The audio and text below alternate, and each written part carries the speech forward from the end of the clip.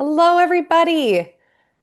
Thank you so much for being here. Welcome to the first session of our mini medical school, The Promise and Power of Genome Engineering. I'm so happy to welcome you. My name is Steph Kennelly, and I'm the program manager here at the Center for Genome Engineering.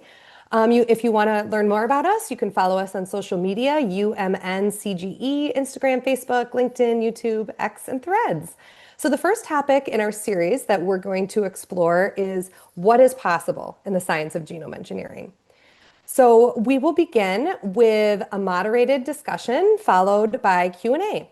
So you can submit your questions for the panelists using the Q&A box, and that can be found by clicking the Q&A button on the bottom of your Zoom screen.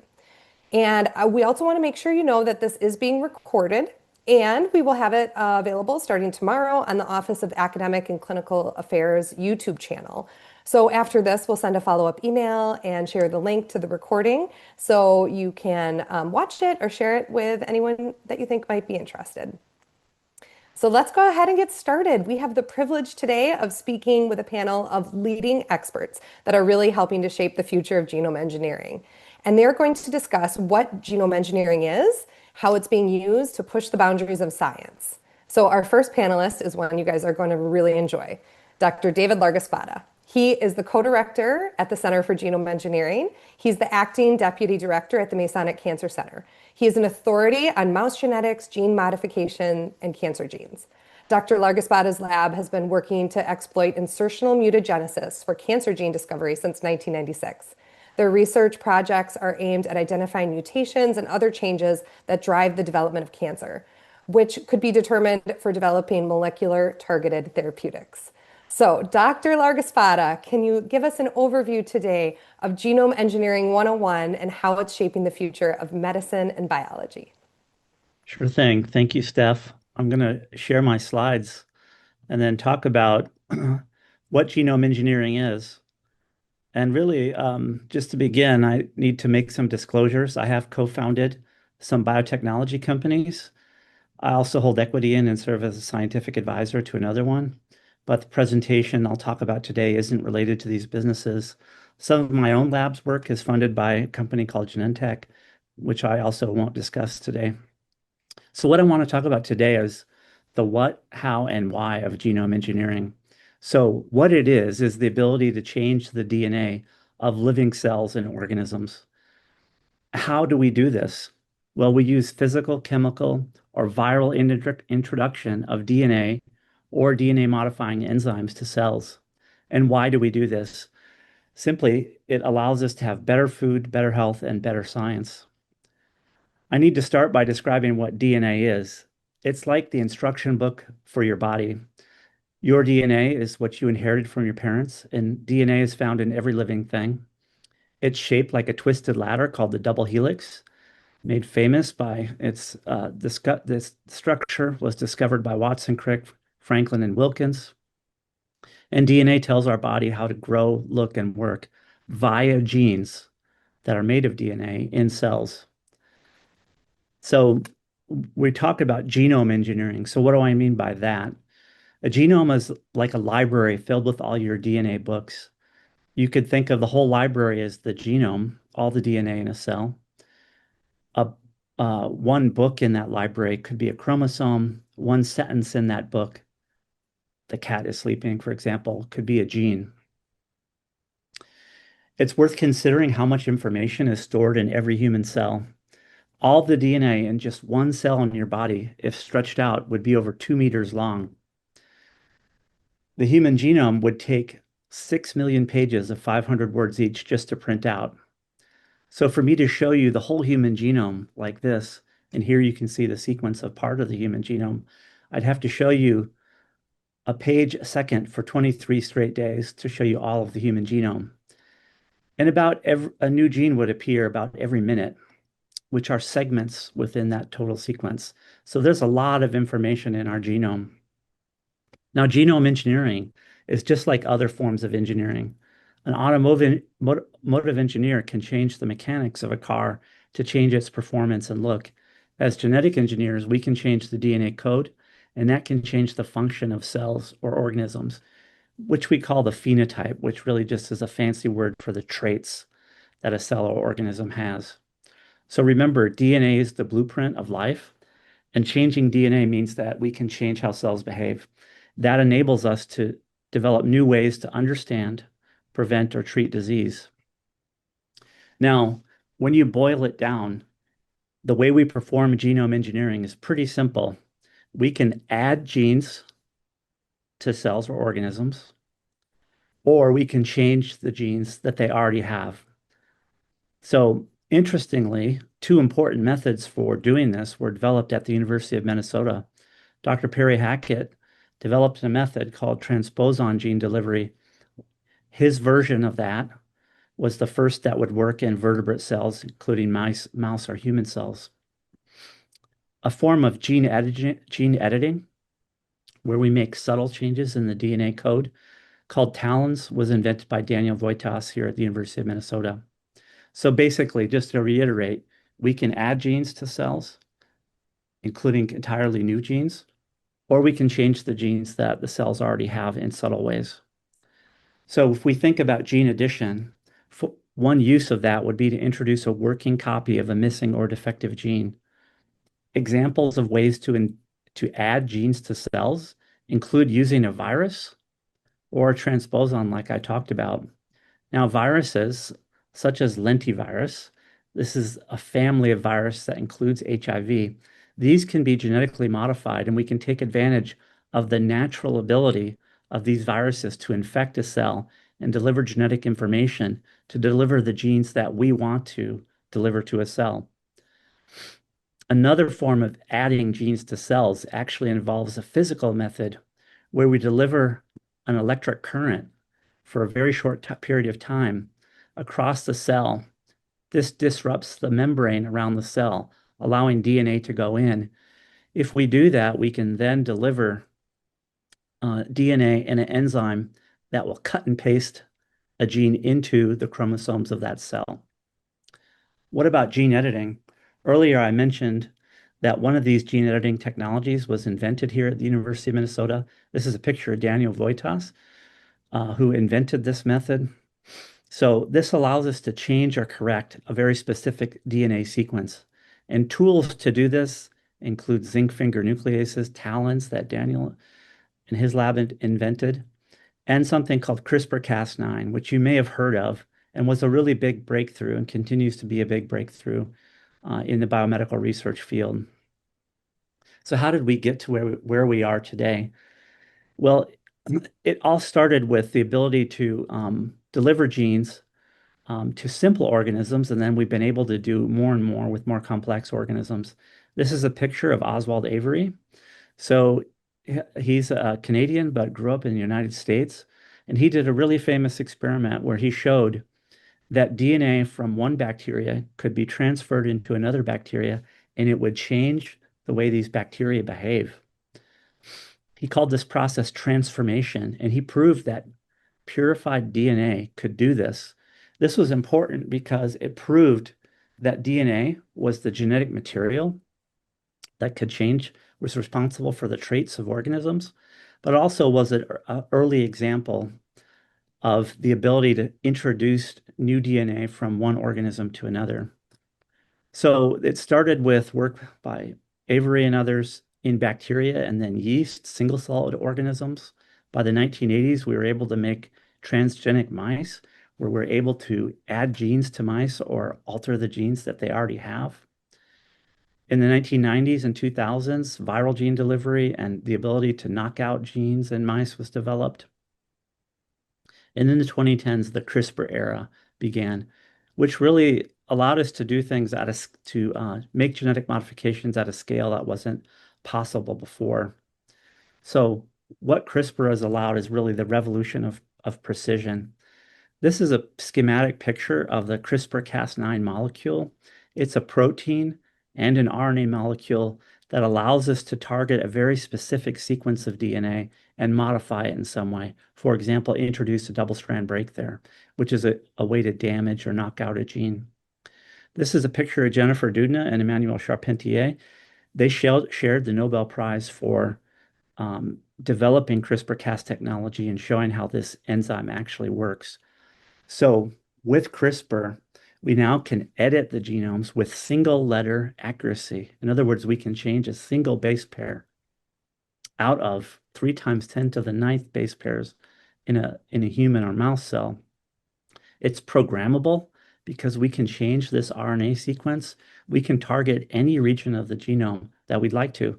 And it's powerful because it works in many different species and cell types, allowing us to do genetics in organisms that we previously couldn't do genetics in, but also it has lots of practical applications that you'll hear about today.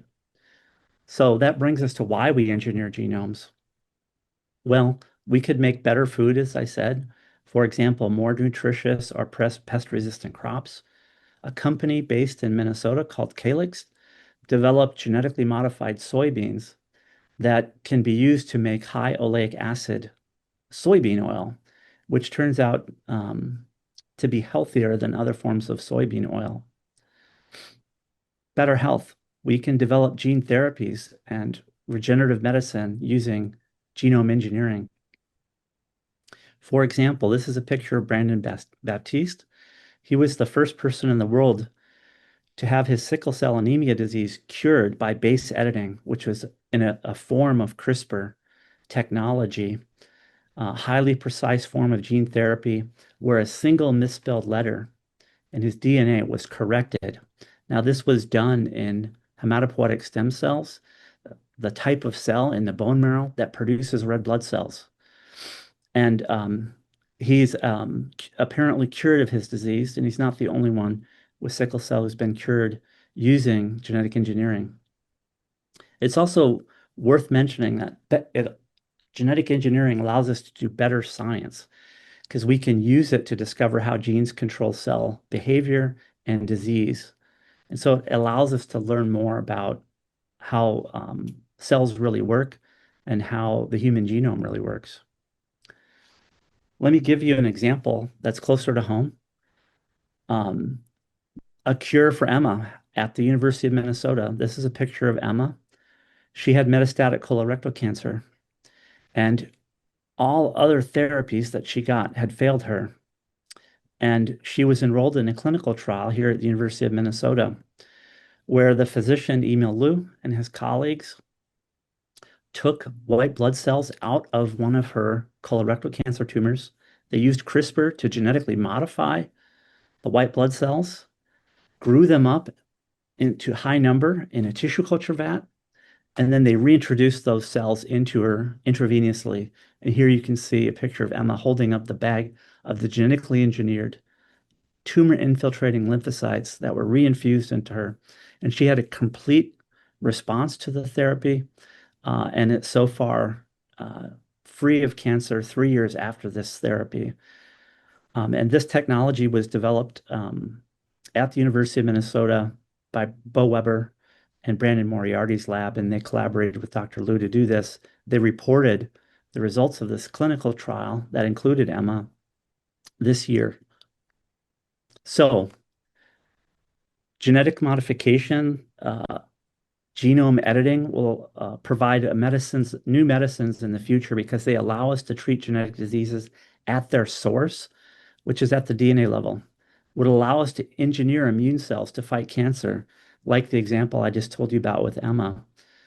It may even allow us in the future to grow organs and tissues for transplantation in other species. We might be able to use stem cells of human origin, genetically modify them so that they can grow in a genetically modified host species like the pig, so that you could grow, for example, a pancreas that could be used for transplantation in patients who are awaiting organ transplantation. So examples that you'll hear about next, Dr. Scott McIver will talk about gene therapy for rare diseases, and Dr. Michael Smansky will talk about synthetic biology and microbial engineering. So the broader impact of this genome engineering technology and CRISPR in particular has allowed us really to be able to do powerful science, and it works. Any lab really can access it. So it's allowed the democratization of this powerful science technology and gene editing. Now, the ability to do that does raise ethical and societal questions. If we can change the genome of organisms, what changes should we make and when should we make them. And it also brings up the importance of safety and regulation in doing this kind of research. But the take-home messages that I want to leave you with are that we now have the tools to easily rewrite life's code, and used wisely, these tools can transform health and biology, and the future depends on responsible innovation that's happening at the University of Minnesota and the Center for Genome Engineering and really all over the world. So I want to acknowledge Steph Keneally and Brandon Moriarty of the Center for Genome Engineering for their help with this presentation. Brandon is the co-director of the Center for Genome Engineering at the University of Minnesota with me, and Steph is our program coordinator. I also want to thank funding sources for my own lab's research, which I didn't talk about today, but we use genome engineering to better understand how cancer develops and to find weaknesses that cancer cells have that normal cells don't have so that we can develop new therapies. All right, so I'm going to stop there and hand it back to you, Steph. Thank you so much, David. That was a great overview. As a reminder to everyone, if you could please continue to submit your questions down in the Q&A box. Our panelists will answer them after all of the presentations are complete. So next we have Dr. Scott McIver.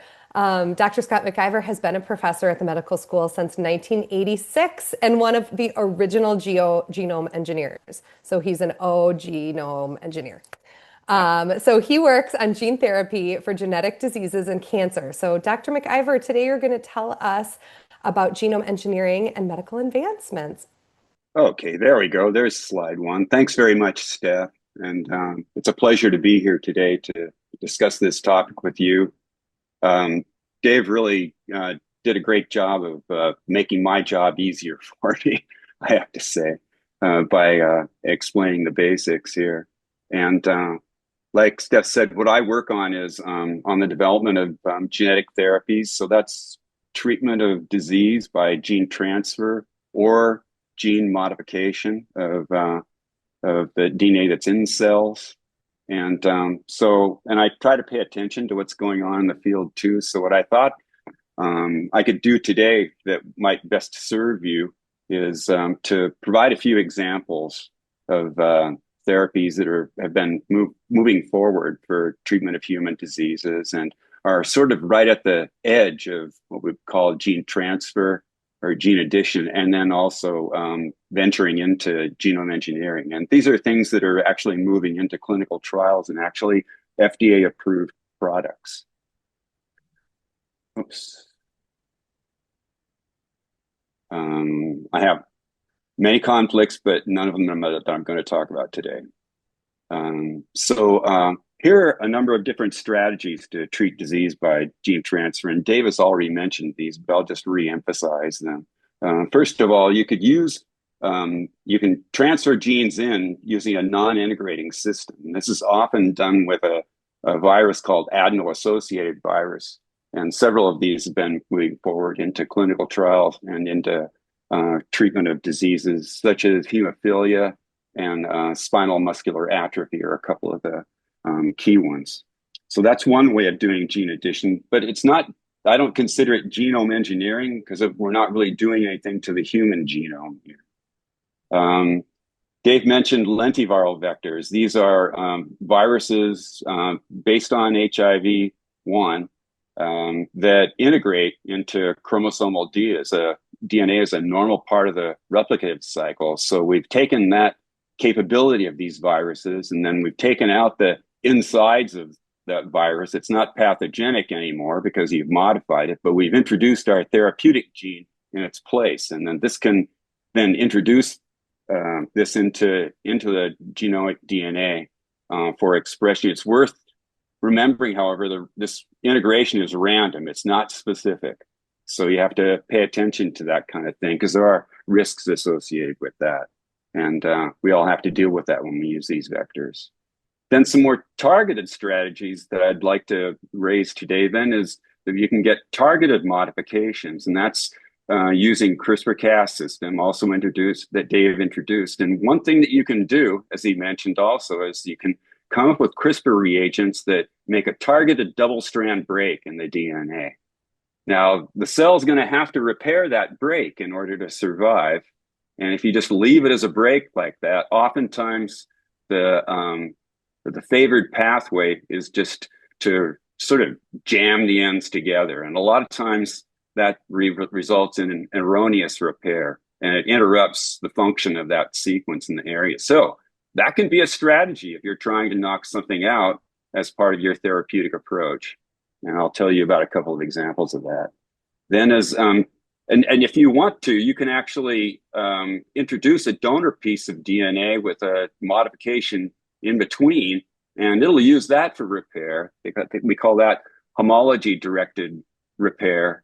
But that's not something that's really been moving forward extensively in the clinics yet. So I'm not going to talk about any of those examples. The examples that are moving forward are more subtle changes, and that's the base editors that Dave was mentioning in his talk as well.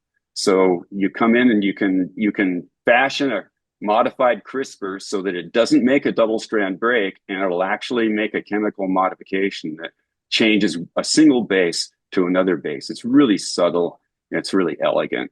And this just shows an A being changed to a G here. I'll tell you about a couple of examples of that. Okay, so now I'm going to go through a series of different types of diseases that have been moving forward that are relevant to human genome engineering. The first, Dave also mentioned this, is sickle cell disease. This is caused by a single mutation, this GAG to a GTG at position 6 in the beta globin gene. This structurally abnormal hemoglobin then causes these red blood cells to sickle, and they have trouble circulating when they sickle like that. So there's abnormal circulation and these frequent painful vaso-occlusive events that are important to track in the clinical trials that I'll show you. The currently accepted therapies are transfusions and bone marrow transplant. But I'm going to give you a couple of examples of actually FDA-approved approaches to treat this disease. One is, and this is what something else that David had mentioned, is to collect bone marrow cells and then expose them to a lentiviral vector. In this case, the insides of the vector have been replaced with a functional beta globin gene. So these introduce the gene and it gets expressed in these cells. The patient does need to be preconditioned with chemotherapeutic agents in order to make space for these stem cells to engraft when they're reinfused into the patient. And here are the results from the pivotal clinical trial that led to the FDA approval of this treatment. It's called lentiglobin. And each one of these horizontal bars is a single patient, and it shows the frequency of vaso-occlusive events that occurred to them before and then after the treatment with the lentiglobin infusion. The orange ones are severe events, and the blue ones are less severe events. And you can see after the treatment, all we have is a few rare, less severe events. No severe events at all. So you can see that this really did a great job of alleviating the condition. And so this is an approved therapy. You do have to remember this vector is integrating randomly, though. For a more targeted approach, it took the strategy of actually turning on what's called fetal hemoglobin. We all make when we are a newborn makes a fetal form of hemoglobin that turns a different gene on, and at birth, this BCL11A protein gets turned on, and it represses into adult life after the person's born, that it represses expression of fetal hemoglobin, and beta globin is turned on. But if the beta globin is abnormal, as in sickle cell disease, you might benefit by turning on this fetal hemoglobin. And the approach that was taken is to design a CRISPR reagent to target this region of the BCL11A that powers expression of the gene. And the same strategy then, make a double strand break here, erroneous repair, it knocks out BCL11A, and so it can no longer repress fetal hemoglobin, and it gets turned on. And in this, I'm not showing you the results from how they showed they actually got fetal hemoglobin turned on, but they did. I'm rather showing you the results from the clinical trial here. And this is the pivotal trial that led to the FDA approval, 44 patients, same kind of thing. Each tick box in the gray side on the left was the frequency of vaso-occlusive events, severe vaso-occlusive events before and then after treatment. So you can see that this therapeutic in hematopoietic stem cells also did a really good job of knocking out of preventing disease after treatment. So this is an FDA-approved trial product as well, and this one is targeted, so it doesn't have the same risk of associated with random integration. Another class of hematopoietic disorders are immunodeficiencies. So this is like the bubble boy disease that everybody's heard of. They have some sort of a genetic deficiency in developing the adaptive immune system. So inability to fight off common infections. It can be treated by intravenous immunoglobulin to provide some antibody, or by bone marrow transplant, more frequently by frequently treated by bone marrow transplant. And these diseases were actually some of the earliest diseases shown to be effectively treated by gene therapy. And that was during the first 10 years of this, between 2000 and 2010, those cases were emerging. We've been working with another primary immune deficiency, another SCID, that's caused by absence of this protein called Artemis. This is a gene that is necessary. It's a product that's necessary for normal gene rearrangement that occurs during immunodevelopment. You can't do this rearrangement anymore if you lack Artemis, so you can't form the right types of cells to mediate the immune response. So we generated a lentiviral vector in our lab. Andrea Carlin in my lab actually assembled this construct, and we handed it off to our colleague Mort Cowan and his team at the University of California, San Francisco. And this is sort of a complex diagram that came along in the same issue where our publication came out, but it's showing the same thing. He had identified a patient population in Navajo and Apache Indians, so it has that prevalence in those types of babies, and we're treating babies here. And but the cells the bone marrow cells are taken out. They're exposed to the lentiviral vector, which transduces them. And then the patient does need to be preconditioned, but with a low level, actually, of chemotherapy in this case. And then the idea is it'll form the right cell types for mediating the immune response then.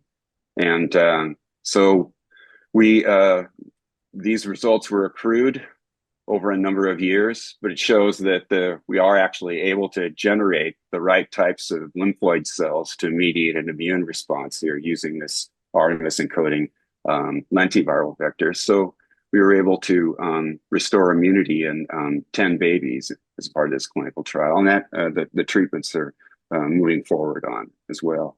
Now, that's not the end of the story, though, because what's the next way of treating this? Well, we think that a better way of treating it actually would be able to go into the patient's own cells and correct the mutation that they have. And it turns out that genetic deficiency in the Southwest Indians is caused by a single base change that changes this position to a stop. So it stops protein synthesis. So you don't get the Artemis protein anymore. But we're working with Brandon Moriarty, Bo Weber, and actually Ella Eaton is a graduate student who's leading the charge on this in the laboratory. And that is to use base editor to make a really subtle change.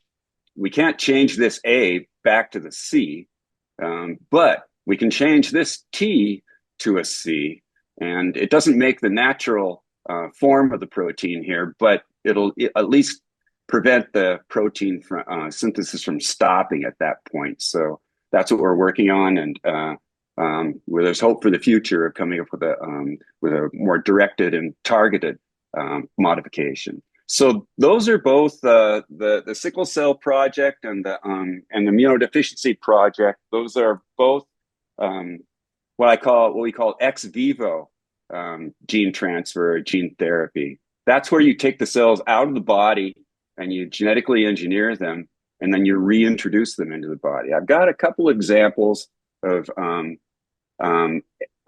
targeted editing in vivo, where the reagent is actually administered directly to the patient, and it targets, in this case, to the liver, and it makes a targeted genetic change there. The first one is a condition called transthyretin amyloidosis. It's caused by overexpression of this transthyretin protein. It's not really known why in this condition expression of this is how the overexpression occurs. It is a serious condition associated with polyneuropathy, cardiomyopathy, and heart failure. And the strategy that was undertaken here is targeted disruption of the TTR gene. So what we talked about before, you design a CRISPR reagent to target a double-strand break in the transthyretin TTR gene. An erroneous repair should interrupt this. And these are the results from the clinical study that was pointed out. So there were a series of doses, 3 patients at each dose. The beginning one being just a control that didn't get where they didn't get the CRISPR reagent. And this is being delivered using a nanoparticle. So all the CRISPR reagents are encapsulated into a nanoparticle and then infused for targeting to the liver. But even at the lowest dose, you can see it lowered the level of transthyretin, and then even at the medium dose and the high dose, it's completely normalized at that point. So you can see the effectiveness of this in terms of making a targeted knockout for reduction of something that was causing some toxicity. And then a second, this is actually a case study. There was a lot of excitement about this when it came out last spring. Single patient caused by, and it's a case of carbonyl phosphate synthase deficiency, or CPSase. This enzyme is a key enzyme. It's the entry into the process whereby ammonia is eliminated from the body. So this is how we eliminate nitrogenous waste from the body. So when you're missing this enzyme, you can't eliminate nitrogenous waste. There's hyperammonemia and neurotoxicity, 40%, 50% mortality in infancy. And treatment, you can use different things to sort of soak up the ammonia. But then the only curative way would be by liver transplant. So here the strategy is in vivo gene editing to make a subtle change and restore CPSase activity. So this is the mutation. It was another mutation converting the C to a T and making the protein stop at that point. And in this case, the editor was introduced to change this back to a C. And in this one patient, you can see they had 2 administrations, once at 6 months of age and once at 7 months of age. But you can see that overall, the ammonia levels were reduced in this patient over time. Now, this is an exceedingly rare disease. It's probably 1 in a million, something like that. And this is just one mutation. You could have many different mutations that would interrupt expression of this. So this is there might not be any other patient in the world that has that same sequence there. So this is being looked at as the ultimate case of personalized therapy, but something that bodes well for people that have ultra rare diseases. So those are the stories that I have to tell you today. I sort of gave credit for people along the way. The only thing that I wanted to leave you with then is that this is we're not going to go through this, but I just wanted to provide this with the PowerPoint. I think the PowerPoint will be made available to you. This is a list of the FDA licensed gene therapy products for inherited diseases. And you can see that here's the targeted one for sickle cell disease. And then down here is the lentiviral approach for sickle cell disease. So it's been a pleasure presenting this to you today. I hope it's been useful, and I'm looking forward to our discussions.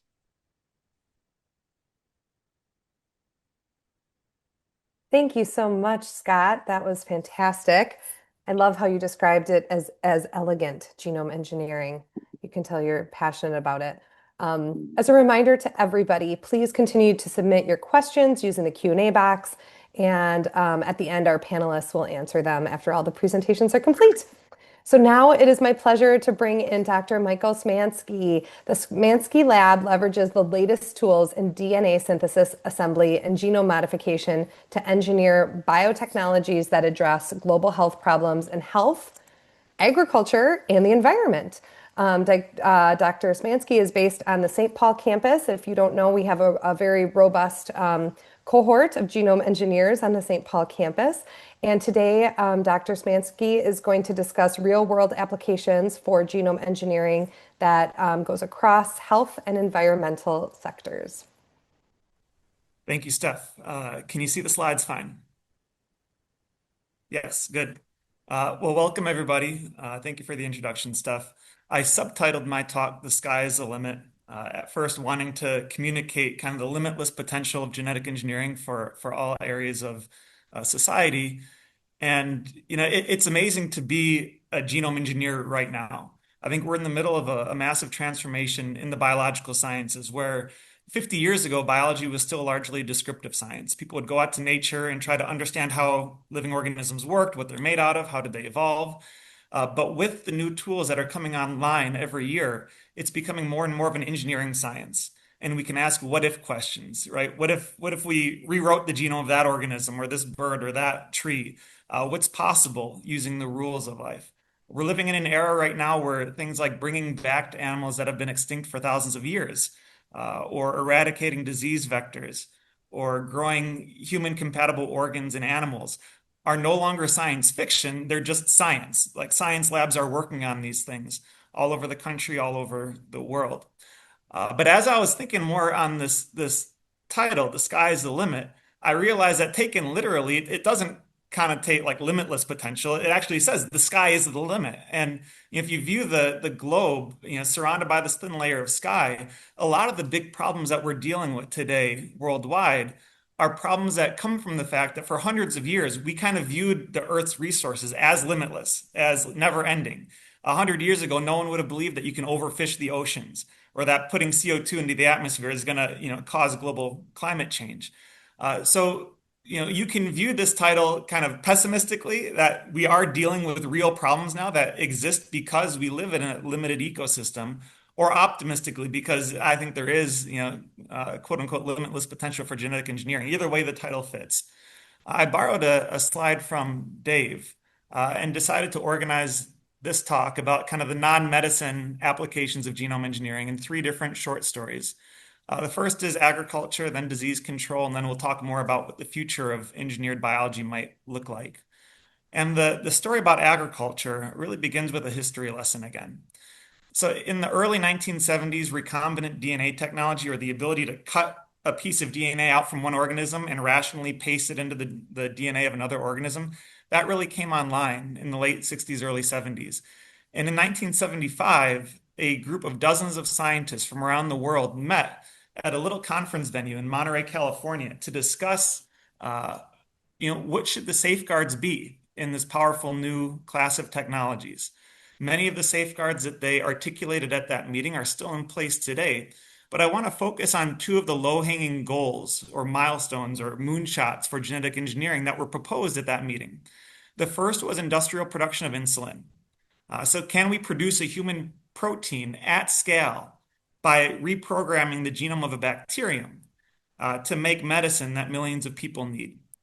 That was done 3 years after the conference, and it was available, it was approved for use by the FDA just 7 years after that conference.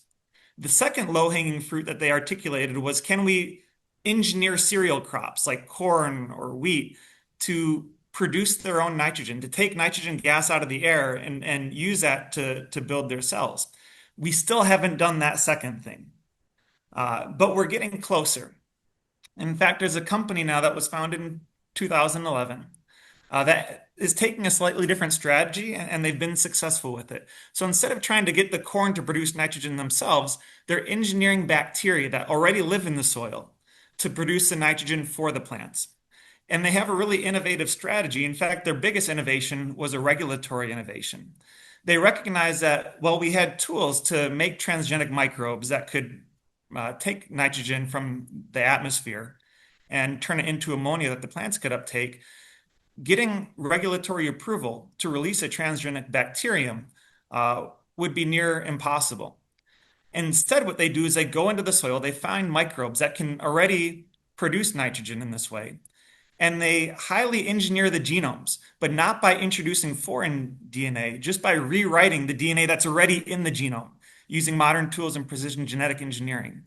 This way, they're not making a transgenic organism. They're making a cisgenic organism that's not regulated as a GMO.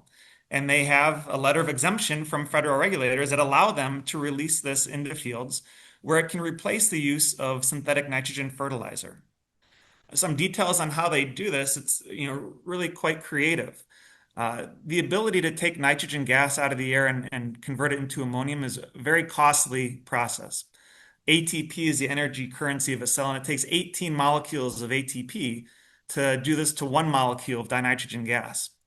And so cells that have this ability to fix nitrogen are really stringent with it. They never turn it on if there's oxygen around. They never turn it on if there is excess nitrogen around. And what these engineers at Pivot did is they went in and they systematically moved genes around in the genome to break that regulation, to engineer bacteria that would just take nitrogen from the atmosphere and produce ammonia all the time, like turning it up to 11. And this is what they put on fields. Now they're currently on 5 million acres. Each acre that they treat with these bacteria reduces the need for 40 pounds of synthetic nitrogen fertilizer. And they're, 5 million acres right now is just a drop in the bucket in terms of global agriculture, but they're growing every year. And this has the potential for whole globe level ramifications in terms of decreasing the amount of greenhouse gases. The Haber-Bosch process that we use to make synthetic nitrogen fertilizer uses 5% of the natural gas worldwide. It requires 2% of the world's total energy consumption, and it produces 2% of the greenhouse gases worldwide. And so this biological nitrogen fixation not only decreases the need for those costly synthetic approaches, but it also is better for the environment. These biological nitrogen fixing organisms produce less nitrites and nitrates, which are responsible for large dead zones in oceans around the world that result from agricultural runoff. And so that's a small example from the world of agriculture. From the world of public health, I'm going to turn my attention to malaria. Malaria is a devastating disease. Recent years has caused 600,000 deaths per year. The vast majority of those are in sub-Saharan Africa, and I believe 75% of those deaths are from children 5 years old or younger. We know from years of dealing with malaria in other parts of the world that the most effective strategy is removing the disease vector, this mosquito named Anopheles gambiae, which spreads a parasite that causes the malaria disease. Now, while there are chemical pesticides and physical methods like draining swamps that have been proven successful in some parts of the world, those aren't feasible for the landmass the size of sub-Saharan Africa.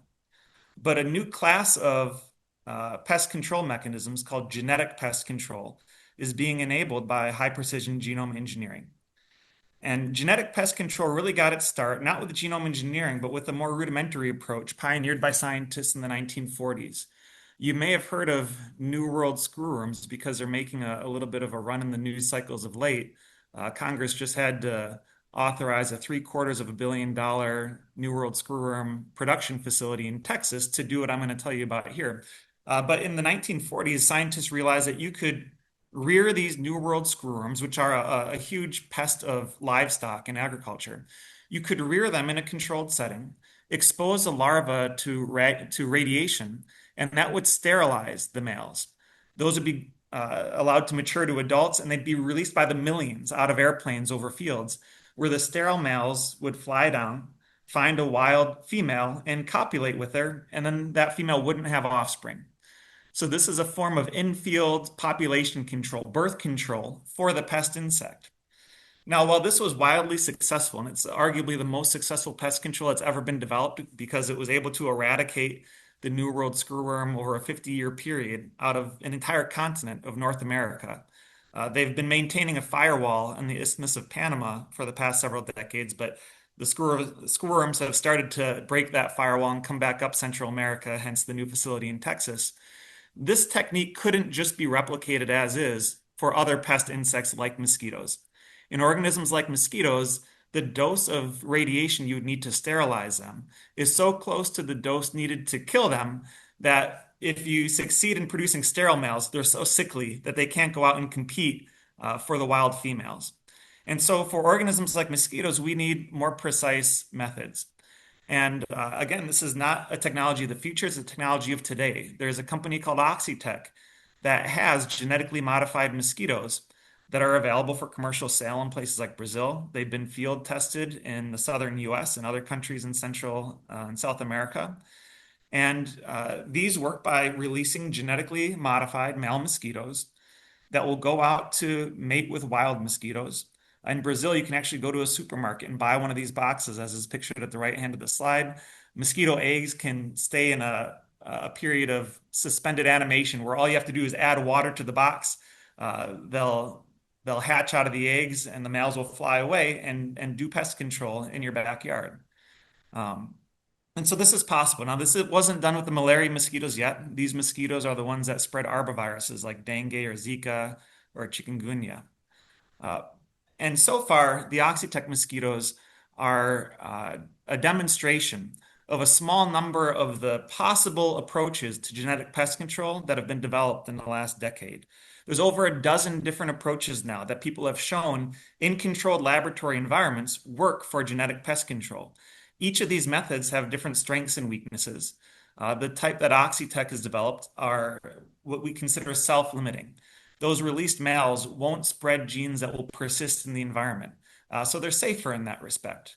If you're doing a control campaign and releasing mosquitoes every week or every other week, if something is going wrong, you can just take your foot off the gas and those mosquitoes will die out and their transgenes will not persist.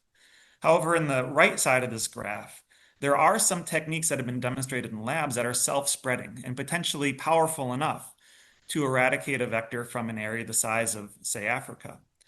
These are called gene drives. And the way they work is really creative. Now, gene drives were first articulated by a scientist named Austin Burt from the United Kingdom in the early 2000s. And if you remember back to high school biology class, you'll remember Gregor Mendel and his experiments with peas. He established much of what we know about modern genetics. Most genes are inherited in a Mendelian pattern. So if you have a mosquito that inherits one version of a gene from its dad and one version of a gene from its mom, and those versions are different, we call that mosquito a heterozygote. It can produce two different types of egg or sperm. Half of its offspring are going to get the gene that it inherited from its dad, and half of its offspring are going to get the copy of the gene that it inherited from its mom. Now, to design a gene drive, we can actually design a CRISPR-Cas system or using TALENs or other modern methods in gene editing, genome engineering, that if a mosquito inherits that gene drive from its dad, that gene can go find the chromosome that was inherited from the mom and copy and paste itself into that chromosome. So now a heterozygote becomes a homozygote and it passes that gene drive on to 100% of its offspring. And its offspring will have that copy and paste occur in their own cells as well. And they'll pass on the gene drive to 100% of their offspring. And this allows scientists to design a gene that will spread like wildfire through a population. And because it's only being passed on through sexual reproduction, it's not going to spread from mosquitoes to butterflies or pollinators or anything like that. It's going to stay in a very specific species. These genes can be spread to change a population, for example, to engineer a population of mosquitoes that can no longer spread malaria, or it can be designed to eradicate a population by decreasing the numbers, again, like a form of in-field birth control. Like any new technology, there's going to be proponents that are excited about the potential beneficial outcomes of using a technology, and there's going to be opponents that are worried about the risk of the unknown. And the same is true with GM, genetically modified pest control. Gene drives have been developed in labs, but they've never been released to the wild because with a gene drive and its self-spreading nature, a field trial looks a lot like the actual final release. It will be able to spread beyond the small geographic range of the field itself. And so this is an idea of some powerful genetic technologies that are coming down the pike to modulate uh, populations of agricultural pests, invasive species, disease vectors, etc. It's becoming easier and easier every year to engineer organisms across a tree of life. Uh, that makes it that labs like mine that use these tools, we're not just having easier jobs year on year, we're just able to do more with the same amount of effort. And so in my lab right now, we have technologies to engineer fish to clean up methylmercury pollution in water systems. We can engineer common carp to develop genetic pest control for aquatic invasive species. We're engineering insects to produce beneficial oils for use in aquaculture feed. We can engineer plants to accumulate more oils that can be used as sustainable aviation fuels and others. And we can engineer microbes like yeast and bacteria to make new drugs or drug leads.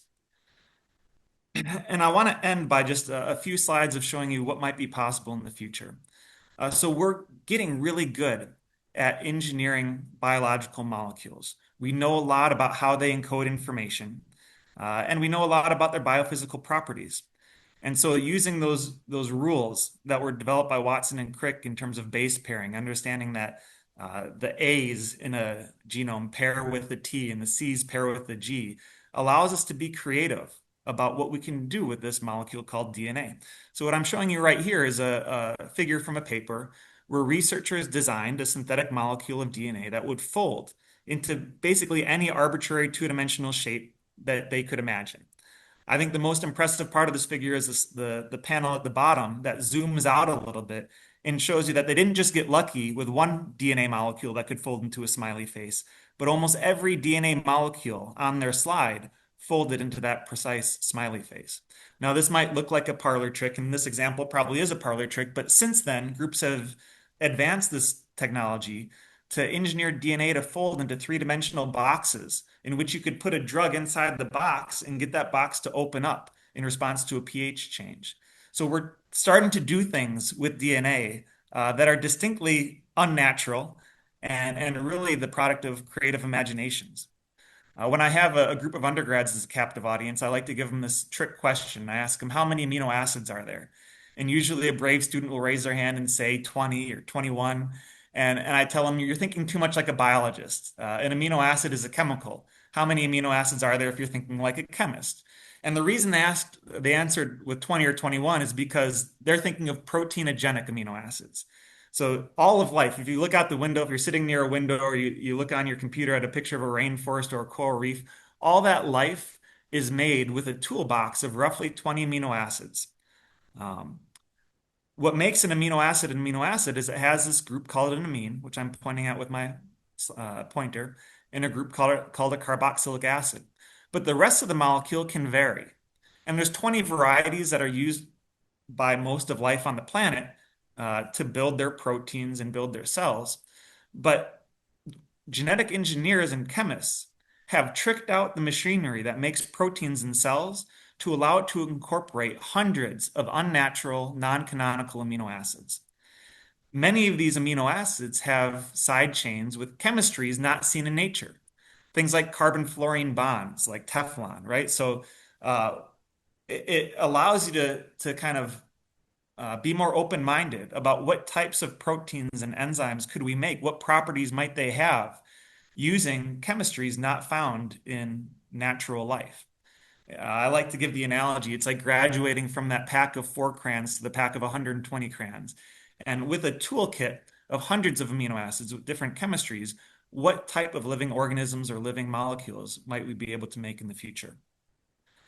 So I decided to bookend this since I'm the third and last speaker of this mini med school session by kind of reminding you of what you heard already. So Dr. Largaspada introduced you to genetic engineering. Dr. McIver told you about gene therapies for rare diseases, and I gave you a few stories about applications outside of medicine.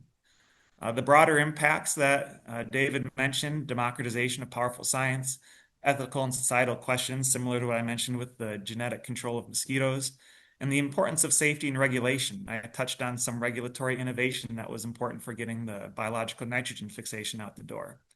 And to prime you, I see many of you have submitted questions already, but to prime those of you who are waiting to submit a question, think about those take-home messages that David introduced you to. We have the tools to rewrite life's code. It's common every day now for students in my lab to type a sequence of A's, T's, C's, and G's into a computer, and a day later they'll get a test tube in the mail that is that piece of DNA that they designed, and they can use that to reprogram the blueprints of fish or insects or plants or microbes. Used wisely, these can be transformative to every area of human society, and it's going to be an exciting future to see what comes from it. So with that, I'll acknowledge, again, like David, I'll acknowledge my lab, the funding that pays for research in my lab, which, we do some work related to the stories I told, but largely I told stories from other groups today. The University of Minnesota is a fantastic environment to be a genetic engineer. We combine global leadership in medicine, in the environment, in agriculture, all under one roof. And there's so many cross-seeding ideas that happen by being able to speak with colleagues from across the aisle in those different disciplines. So with that, I'll turn the mic back over to Steph, and I look forward to the Q&A section. Thank you so much, Dr. Smansky, and everybody. Thank you. The mini medical school crew showed up so many fabulous questions in the chat. I want to make sure you know we have two more sessions. One is going to be focused on rare disease, and one is going to be focused on cancer. So a lot of the questions about cancer and rare disease will hopefully address in those sessions. So please come back, continue the conversation. We'd love to keep having that conversation. I think the first question we'll give to Scott. Scott, there were lots of questions about what about things that can be addressed through genome engineering. Some of the things that came across the chat were autism, diabetes, Parkinson's, heart conditions, celiac disease, even human intelligence. So I'm not sure if you can kind of globally speak to what can and can't be addressed with genome engineering, and then if any of those on the list kind of popped out at you that you want to go deeper on. Well, yeah, I saw a few of those questions there, and for any of these, the key thing is that there needs to be some understanding of the disease, the pathophysiology of the disease, and there needs to be a strategy whereby the introduction of a new sequence or the modification of a sequence in the genome, upon that modification, is going to remedy the circumstance. If it's something that's missing, if it's a protein that's missing that causes disease, that's a pretty straightforward kind of thing. You do still need to have a mechanism for delivery. So that's one of the big challenges, is getting it to the right place. It's getting things into the liver is a lot of things go to the liver, so that's something you can do. You can do ex vivo into hematopoietic cells, but if you need to get something into the brain, then that's going to be more of a challenge. And the more complicated the disease is, then it becomes more of a complex thing in terms of coming up with a strategy. If you take the example of autism, you would have to have some sort of a strategy whereby if you change something or express something, then that's going to have a beneficial outcome. I'm not sure that there's anything out there for that case. A lot of people are working on diabetes. The advent of GLP-1 and alternate approaches to peptide expression, for example, people are looking into. There's a lot of research going on in that case. I've heard of a of a new therapy recently that is having some promise for Huntington's disease. This is an odd kind of disease is caused by unstable DNA sequences that expand, and so they have a potentially a methodology for that's going to work for that. So it depends on what the molecular mechanism of the disease is and how you might be able to impact upon that. Did that help? Yeah, I think that was great. Thank you so much. Let's go to David. David, I know that you talked a little bit about delivery. Can you talk a little bit more about how you decide what cells to target and how you can do that safely and minimize off-target issues? Right. So, in order to treat many of the diseases that people were asking about, we have to figure out a way to get the DNA or DNA modifying enzymes to the right cell type. And Scott was alluding to this too. And that's a big part of the science. I mentioned that we can use viruses, we can use chemicals or even physical methods to introduce those DNA or DNA modifying enzymes to cells. And um, the field has not succeeded with some cell types, and has succeeded with other cell types, and that limits to some extent the diseases that we can easily treat with genome engineering or gene therapy. Beyond that, as Scott was explaining, we have to just decide, well, what genetic changes would reverse a disease like autism. And because the disease isn't completely understood at the genetic level, we know there are forms of genetic autism, but other forms of autism we don't know the basis of really. So we don't know what changes to make. So there's some big challenges with some of these complex diseases, where the cause isn't always so obvious. Once we solve those problems, though, we still do need to decide how to do it safely. Um, and so there's a whole field called genetic toxicology, or where we look at the off-target genetic damage that can occur when we introduce DNA to cells or we introduce DNA modifying enzymes to cells, so that we can try to do everything we do with precision. We don't want to damage the genome of cells in the body too much with these treatments, because there's always a chance that you could um, kill cells, but even worse, turn them into cancer. That's been reported in very rare cases. And Scott was alluding to that. Pretty much only in cases where a virus was used to deliver genes to T cells that's been seen, or hematopoietic stem cells. Mhm. Um, so, all of these are big issues, and it's true that right now the field of gene therapy is more focused on the diseases that we know are caused by a single gene alteration, a single gene mutation. We call those monogenic genetic diseases, and there are over 7,000 of those described. So there's a lot of work to do beyond some of the common ones that people have heard about, like cystic fibrosis, Duchenne's muscular dystrophy, or sickle cell anemia. Great, thank you. Mike, so can you talk a little bit more about your process on how you decide what gets researched in your lab?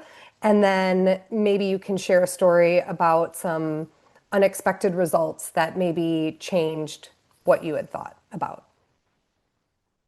Uh, So we have a pretty low barrier to entry. When we talk with other scientists and learn about the problems that they have in their area of expertise, uh, we tend to be maybe naive is the word, or maybe just courageous about entering into new areas. So I was trained as a natural product chemist. I'm really a chemist at heart, but my lab now, like I said, engineers organisms all across the tree of life. A lot of those projects came from an initial invention that we had where we learned to engineer a speciation event. So we could take an organism, any sexually reproducing organism, and genetically engineer it, not to sterilize it, but to make it so that it could only reproduce with similarly engineered organisms. But if it ever tried to mate with the wild version, none of the offspring would survive. So this has important implications in, for example, the containment of transgenes in GMO crops, but it also has applications in genetic pest control. Because if we do this to a mosquito and release the male mosquitoes, any female that they mate with out in the wild won't have offspring.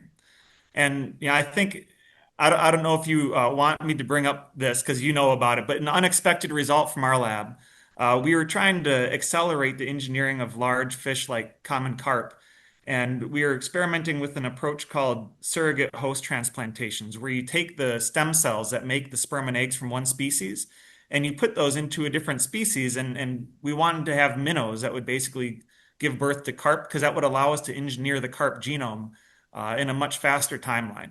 Minnows mature to sexual reproduction in only 3 months, whereas carp take 2 years.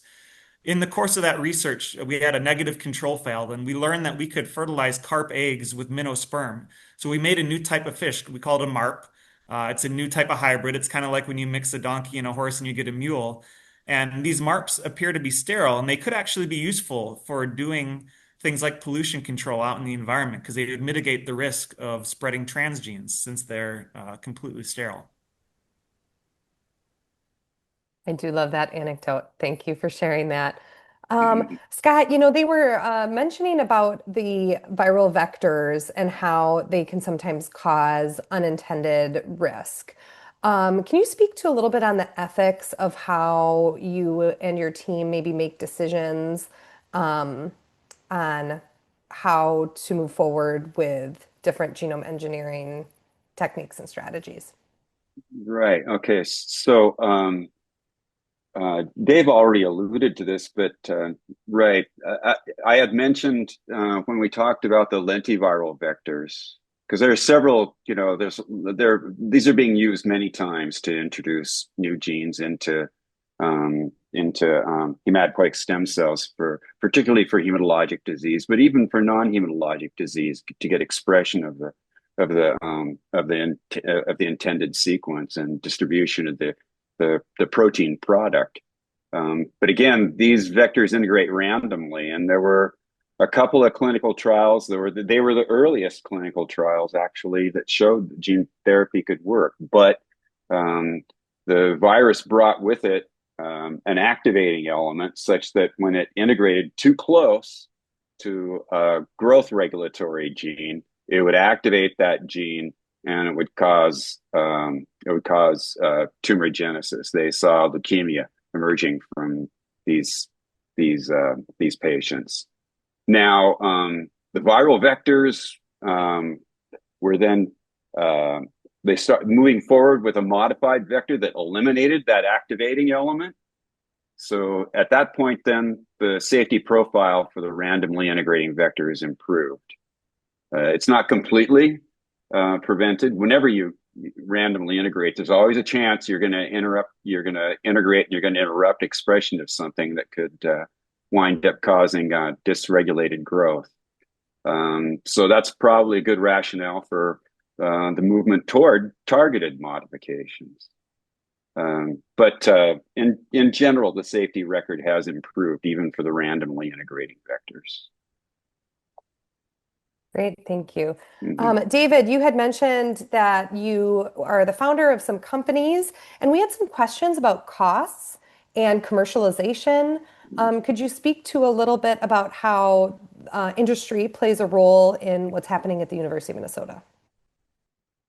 Sure. Yeah, I've co-founded 4 biotech companies and um, have had a long interest in biotechnology. I view sort of what we do at the university influencing the outside world in multiple ways. One is we train people, we train scientists, we do original research and publish our results and make it freely available to anybody. But we can also develop new ideas that have commercial potential, and those could be licensed by another company, or if we're so inclined, start our own companies that are spun out of the university.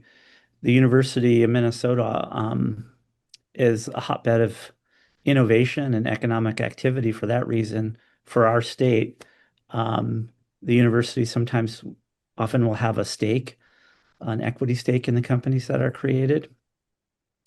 But I will say that, um, the cures that we're talking about, many of them are being offered, for those that are FDA approved for patients, many of those are being offered to patients at a really high price with the justification that in order to develop these therapies, companies had to put a lot of money into their scientific development and especially the clinical testing of those products so that they could get FDA approval, and they're trying to recoup an investment. Um, so I'm a PhD research scientist and not really a business person. But it does seem to me like as a society, we need more than just the scientific solution. We need the regulatory solution, the business model that makes sense, and the financial model that makes sense for society. Um, we probably can't afford to treat all these diseases when the price tag for some of the therapies is in millions of dollars, um, just given the number of people that might benefit from them. And so I don't really have an answer, but it is well worth studying. How do we make these complex therapies available to patients and do it in a way that works for the business, for the patients, for government, and for insurers? I wish I had an answer. Scott might want to comment on this as he's deeply embedded in the gene therapy field and knows a bit more about it than I do. But No, I would agree with you, David. There's in some cases the therapy is approved, and but then just because it's so expensive, and people just aren't signing up for it. That happened with a hemophilia product. One of the products that I was most excited about, but it was licensed off to Pfizer, and they weren't able to accrue any patients, so they dropped it after a year. So this is part of the problem that needs to be dealt with. And in some cases, um, the disease some of these diseases that are rare, companies are dropping them too because they can't really make enough off of it to make sense to develop it anymore. That's happening with the immunodeficiencies. So in some sense, it makes sense for, people who are at academic centers where you can develop your own therapies to, pick up the ball and just do it on your own. We've talked about this, you and I. And I also do want to put a plug in for our rare disease session where we will have Erica Barnes from the Rare Disease Council coming to chat about some of the things that are happening and have been done at the state level regarding that. So if that's a topic that's of interest to you. Mike, a question for you. You talked about engineering microbes, and in Minnesota, we have a big farming community, and in the Midwest, do you see this actually changing the way people farm? And if so, is it happening soon, or what's your take on that? Yeah, I do see it changing the way that we farm there's a buzzword now, similar to what you hear about with precision medicine, there's precision agriculture. And there are planters now that will go out and make real-time measurements of the pH and the water content and of every corner of the field as it's planting seeds and choose specific seeds for different corners of the field. Now, there are microbes that are being developed that will stimulate crop growth or protect crops from disease. And those too might be characterized to be precision agriculture, where you would use different seed coatings or different co-inoculants for a field that might vary on a spatial scale of meters to get the very best microbiome for a crop in the place that it's at. Very exciting. David, I know that you have mentioned a little bit about kind of some new technologies. Do you want to speak at all to AI or any other technologies that you feel like are kind of coming on the scene that are really starting to change genome engineering? Yeah, that's a great question. I do think that artificial intelligence can be a productivity enhancer and make our science move faster in multiple ways. So, it turns out that many of the technologies that we use for genetic engineering are actually repurposed natural proteins. CRISPR is a great example. CRISPR comes from adapting a system for that bacteria evolved in order to fight off the viruses that infect bacteria, which are called bacteriophage. So they're really enzymes that are involved in bacterial immunity to the viruses that infect them. And we're repurposing it for our own uses. When we look at the all kinds of sequences from other microbes, if we use AI, we might be able to find other enzymes that would be useful to us in the biosphere, like CRISPR is. The other reason that AI can be useful is that we can now use AI to predict the effect of changing the sequence of a protein on its three-dimensional shape and its function. And so we can use AI to perhaps modify natural enzymes or even come up with completely novel, non-natural enzymes that have functions that would be useful to us in all the ways that we talked about today. Um, those are just two examples of how AI might work to make more possible. Um, so CRISPR is not the end of the story. There'll be other ways for us to modify genomes when we'll find other tools to do it, maybe more Fantastic. powerful ones. Yes. Scott, you had talked about the difficulty that gene therapy has crossing the blood-brain barrier. There were a lot of questions about different inherited neurological disorders. Do you want to speak to that? Has there been any success in that space or any anything you want to share? Yeah, there are a lot of different sorts of diseases that you would benefit from being able to introduce new sequences into the brain. And that's why if you look at that FDA approved list, you'll see AAV popping up a lot there because there are certain serotypes of AAV that have gotten the reputation for being able to access the central nervous system. And we work on metabolic diseases that have neurologic manifestations. And so we've worked with AAV to try and get that into the central nervous system. Some of the most advanced trials, they're actually putting the vector, directly into what's called the cerebrospinal fluid, and to get more readily get access to the brain. And the results from those clinical trials are encouraging right now. Um, and then it's not exactly the brain; it's more like the neuromuscular junction. It's called that. It's the SMN protein that's missing in spinal muscular atrophy. That has been a huge success story because these are kids that don't live, past the age of 10 months. They don't get any milestones. They don't learn to sit up or roll over or anything like that, and they die of insufficiency. But it does require a high dose of AAV vector. That some of the problems are emerging from that, but there are probably thousands of kids that have been treated and saved with that now. So it's almost miraculous. So I expect that there will be more having an effect on neurologic manifestations, and I look forward to seeing data generated where we're actually getting gene engineering and targeted modifications in the brain to treat these different diseases. Thank you. Mhm. Mike, we really like that slide you showed about in Florida about the genetically modified mosquito.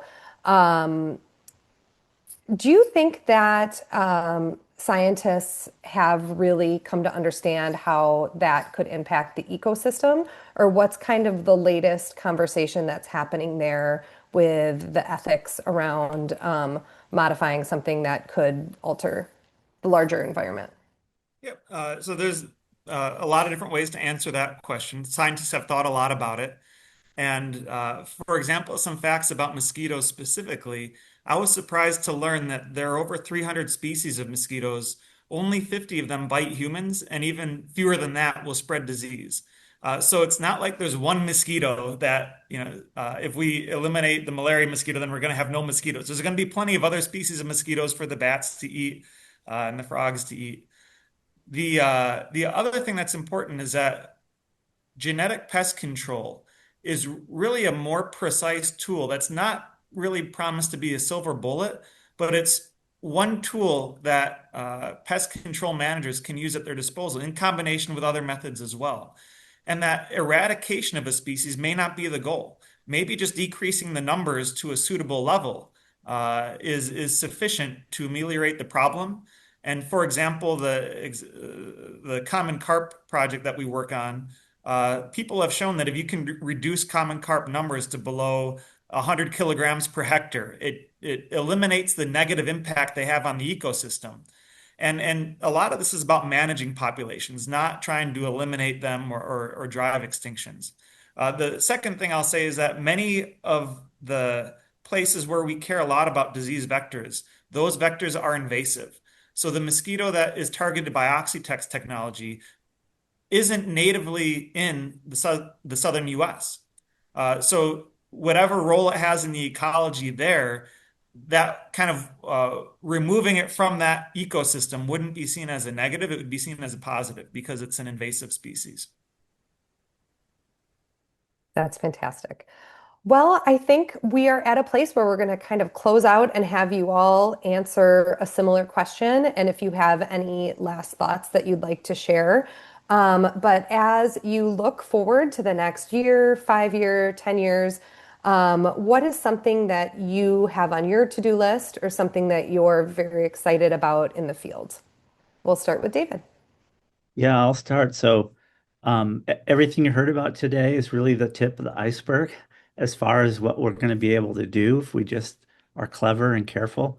What I'm excited about doing is figuring out what additional genetic modifications we could make to white blood cells to make them effective cancer fighters and really help to grow this idea that we can use cells as medicine to treat cancer. And so that's becoming a bigger part of my lab and what we're doing. And I'm hopeful that we'll be able to make new contributions that find their way to the clinic. Thank you. Scott. Well, I'm still taken with the idea that we can treat disease by going into rather than by gene addition. I'm still excited about that too, but by going into the patient's own cells and correcting their mutation. So we have some work going on that on the Artemis project, and I think that there are other hematologic and metabolic conditions that can probably benefit from the same concept. And it's important because it's not only the risk of random integration, it's also the effectiveness of it too. Because we make these genetic arrangements to achieve gene transfer and expression, but sometimes it's just not the same. It doesn't get the same appropriate level of expression. And so it would really benefit to reactivate the sequence in its natural locus for that purpose. Thank you. And Mike. Yep. So I'm gonna say I'm most excited to read and learn about what other people are doing. There's things that we're working on in our lab that I'm excited about, but there's thousands of labs like mine all around the world, and the pace at which new innovations are coming out is staggering. I like to tell all of my students that, whether they end up in the front lines in a lab doing genetic engineering research, or if they Mm. decide to, work at a restaurant or a convenience store, their knowledge as graduates of the College of Biological Science or any other related biological major at UMN is going to arm them with the ability to understand these like science fiction-y things that they read about in the news and to explain it to their friends and family at the dinner table or at Thanksgiving. And so there's so many kind of mind-blowing things that people are working on right now that I'm just most excited to see what happens and the impact that genetic engineering has on the world. Fantastic. Well, thank you, everybody. Thank you to our panelists today for taking the time to share your insights and these real world applications and share some of the exciting things happening at the university. And we'd also like to thank all of our participants. Thank you so much being a lifelong learner and taking time out of your busy lives to come listen to our scientists. And I really hope that you'll join us for our two sessions. Next week, we have a session on rare disease called Rare Disease, Real Hope. I kind of teased we'll have Erica Barnes from the state, and we'll have a parent advocate. So it'll be a really amazing session. Um, and then following that, we'll have our cancer series as well. So please make sure you join us for that, and we will send a follow-up email. These sessions are recorded, and you can find them on YouTube, so you can rewatch and share with your friends. So thank you so much, and everybody have a great evening.